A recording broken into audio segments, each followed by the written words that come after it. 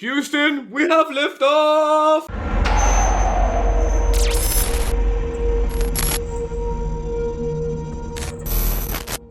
Hey guys, welcome to Frame Chasers. I did it. We got a successful 3080 power mod. It sucked, but I didn't break my card figuring it out, got it to work, and I'm gonna show you guys exactly how to do it. Plot twist. It's 100% not worth it. So the first thing I did when I actually got it shunted, checked it over, GPU Z, power limit's gone. I did a Fire Strike benchmark to see how it scaled, and how do I put this? I was right. But the more that I end up being right about a 3080, it's disappointing, but it also makes me more excited for the 3090. Let me explain.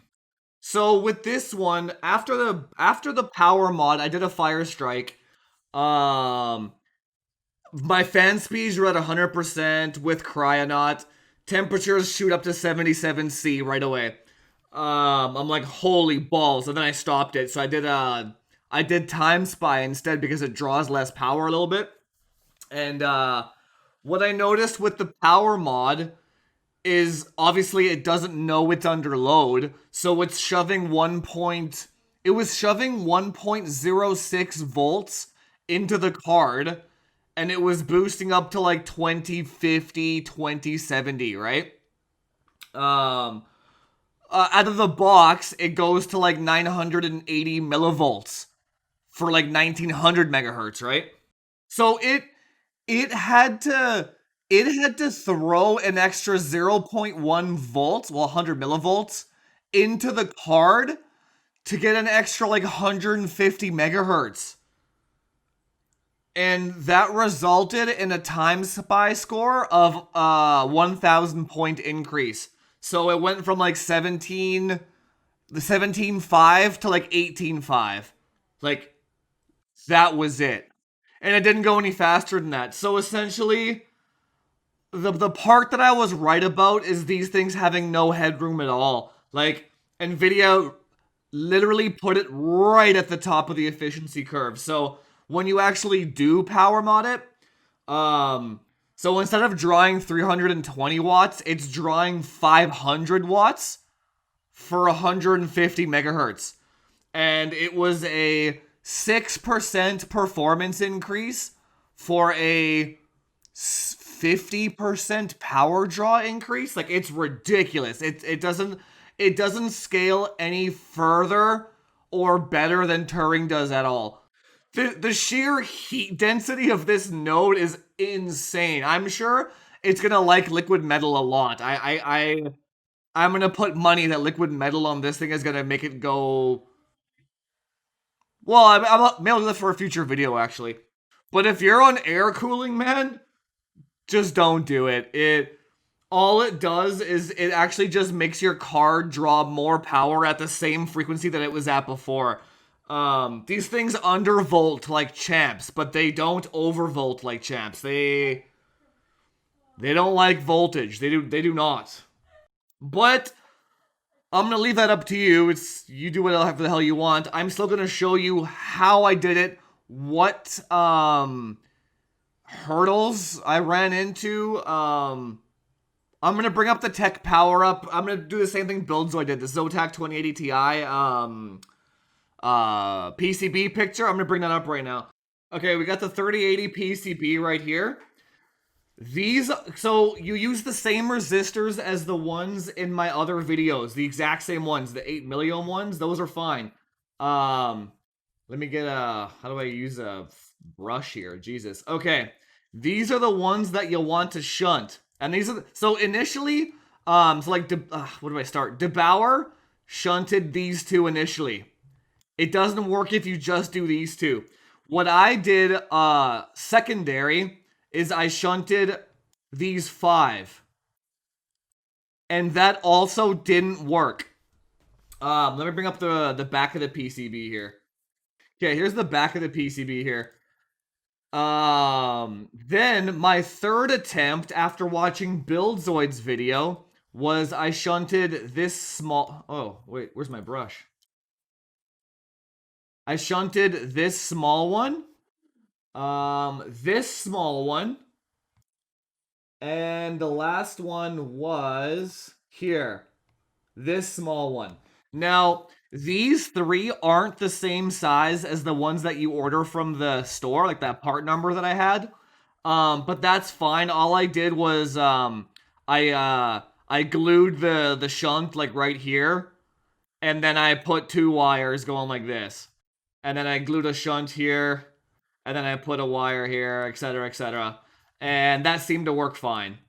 But the one that I didn't shunt was this one here. This yellow one. Put this in yellow. I did not shunt this one because this one goes to the PCI Express slot, and I didn't want this one drawing more power, just like you wouldn't do that in any other kind of shunt mod. So, after getting in contact with Tech Lab and watching their video, they successfully power modded it, overclocked it on liquid nitrogen, etc., etc. Um, in their video, they said that they shunted 18 resistors. So, I mean, what they essentially did, let me bring this back here. Instead of just shunting one resistor on top of it, they actually shunted two. So they sandwiched three resistors together on each of them. So 3, 6, 9, 12, 15. And then the part that confused me, can I go forward? No, I can't. Oh, give me a second. And the part that confused me in the video was they said that they shunted 18 of them. So 15, and then I thought 1, 2, 3, 18, right? But what they actually did was they shunted 3 of them on the PCI Express connector. And they didn't even shunt these 3 tiny ones. And apparently their power mod works. So what I did, all I did was I shunted this last fat one. And it worked. And let me tell you why. So remember the mystery sensor that I was talking about? It actually was the PCI Express shunt. And the reason for that is they like Buildzoid says, they constructed it in a way to make sure that the power draw is even from both plugs. But I didn't know that it was both plugs and the PCI Express slot.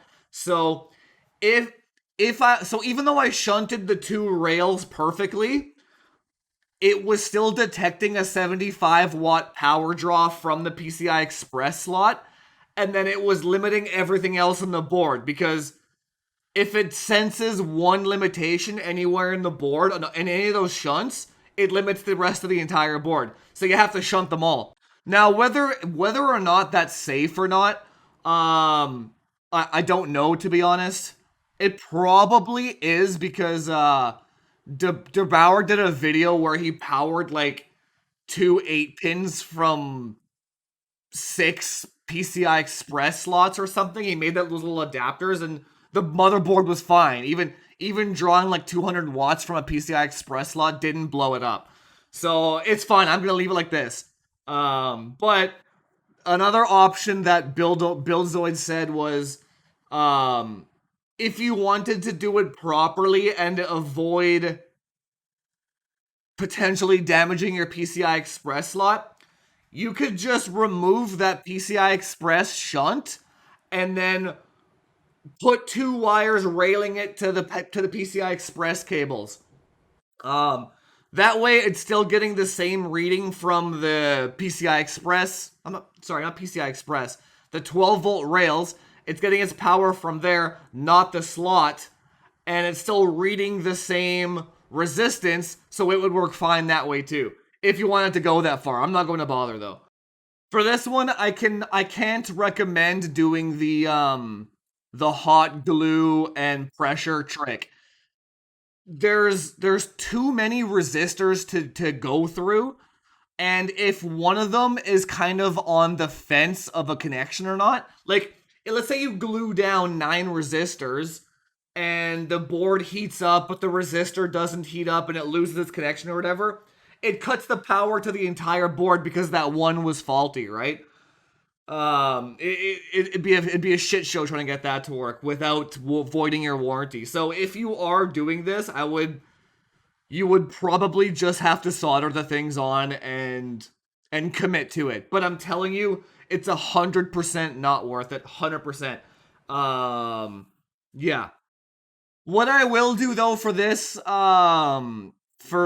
video, I'll do Fire Strike and Time Spy with the power mod, and I'll give you those numbers, but I'm not gonna go through like gaming in the whole suite until I maybe liquid metal it, or maybe I'll bring my air conditioner down here and just like funnel cold air into the ground. Like it gets way too hot. Like it actually, it would actually be better to try and do like a voltage lock on it. Like if I locked it to 1 volt. Actually, I'm gonna try that right now. Hang on a second. All right, I've got Heaven Benchmark running in the background right now. So you can see how it doesn't show power limit anymore, and the power limit in Afterburner matches up with the board TDP now. So the shunt is 100% working. Also the clock is locked. So right now the power draw is bearable because I have the voltage locked at 1 volt. Um, if you do plan on doing this, you're definitely gonna want to go this route. Look what happens if I let it do its own thing. So I'm gonna put 0, and I'm gonna hit the check mark. It instantly jumped over to 1.08 volts, and the temperature is skyrocketing now because it's drawing way more power, and it's not gonna boost any faster than this out of the box. So like, like you cannot let this thing do what it wants. It'll just overvolt the shit out of it, draw way more power than it has to, but and for nothing, right? For nothing. So the best thing you want to do is, let's say 120, 125 millivolts. I don't know, 25 megahertz, and we're back down, and the power's going down, the temperature's going down now, right? So yeah, yeah. If you are going to shunt mod, not only do you need a water block, like okay, don't shunt mod on a air cooler because you're drawing way more power for literally no performance. It's a complete waste of time. But if at least if you had a water block and you voltage locked it yourself manually, there could be an argument for that. Then like, you would have like 2.1 gigahertz locked, and you'd have a really good gaming experience and not draw too much power over 320 watts, right? But with this air cooler, it gets so hot from the extra voltage that it like you increase the voltage to make it clock higher. It gets hot as hell, down clocks itself because it's getting way too hot. Then you need more voltage, and you're just constantly fighting this losing battle of power draw and voltage that you cannot win. Leave it stock if you're on a stock air cooler. You cannot improve this thing at all. Like you can't improve it. Okay, well, I'll have to get back to you guys on those benchmarks. I just tried running Time Spy Extreme on this thing, and it actually hit the 100% power limit with the shunt mod, which means it was drawing 520 watts. I actually made it to the second part of the Time Spy benchmark, and then the computer power. I only have a 650 watt power supply on this computer, a little Seasonic Micro ATX one. But man, I'll hand it to Seasonic though. It made it almost the whole way through Time Spy, drawing 520 watts. I did one upstairs earlier with it, and I got like 18,700 in regular Time Spy. So don't bother drawing another 180 watts for 5% performance. Don't do it. It's completely pointless. Maybe it'll scale better if it didn't get so hot. Like I think if you get a water block for it, it might be worth testing. If they come out with hydro coppers EVGA for this model, or if like I think Bixie is making water blocks for this one, I'll actually get one and test it out because I'm curious now. But this is already kind of. I already knew the 3080 wasn't gonna scale. There's not enough cores. That's where the 3090 comes in, though. Now that I know how to shunt mod this thing, all those performance numbers that you're seeing out there for the 3090 right now, where it's like 10% better, um, makes perfect sense. There's no power limit in those things. Like if oh man, if this thing's drawing 520 watts, I guarantee you could get the 3090 to draw like 800 watts. Like I'm not holy balls, dude. My okay, I'm gonna get a 3090 that has three 8 pins in it, and my goal is to try and get it to draw a kilowatt. Dude, I would need like a 1600 watt power supply. Oh, I'm totally doing it. I do really enjoy dumb shit like this though. This is completely pointless, but it's fun and it's hilarious, but I might even just like take that one shunt back off just to bring the shit back under control again. Holy balls. But yeah, anyway. There you go, guys. That's your step by step. There should be more 3080s coming in stock next week. I know EVGA has like thousands of them coming in next week. Check their website. Um, I know Amazon's getting more. Newegg is not getting any until October, I believe. Yeah, I think EVGA and Amazon are your best bets right now. Try and refresh those pages, get those cards. When you do, the work's already been done for you. Go at it. If you do it on an air cooler, make sure you voltage lock and find your sweet spot. And I'll do some benchmarks in the next video when I get this up on my 1200 watt power supply. I can't do it here because poor C Sonic can't keep up with this shit. Alright guys, if you found this helpful and you like the content, please hit that subscribe button. We're almost at 1,000. Let's make it 1,000. And do all that YouTube SEO stuff. Like, comment, share. The more you like it, the more people see it, the more we can have blown up 3080s. And the more blown up 3080s we have, the more the prices will go up on 2080 Ti's. That's my master plan. Just like get everyone to blow up their 3080s so I can sell my 2080 Ti's later for more money. Alright guys, I'll talk to you in the next one. See you later.